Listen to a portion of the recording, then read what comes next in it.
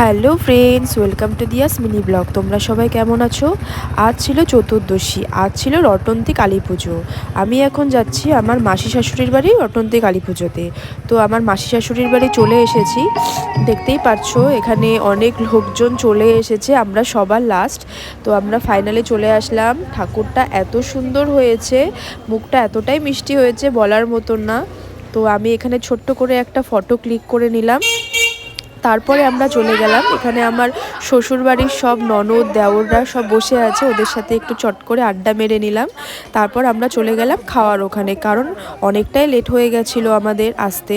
তো রাত বাজে 10:30। তো এখন আমরা খেতে বসে গেছি। এখানে ছিল পোলাও, তার সাথে ছিল এখানটায় পনির, ভেজ সবজি, আর শেষ পাতে চাটনি। বন্ধুরা পায়েসও ছিল, বাট আমি পায়েস খাই না বলে এটা স্কিপ করে দিয়েছি, ভিডিওটা করা হয়নি। তো আমি একটা এখানে ভিডিও ক্লিক করে নিলাম। তো আমার ভিডিওটা ভালো লাগলে অবশ্যই কমেন্ট করো। টাটা।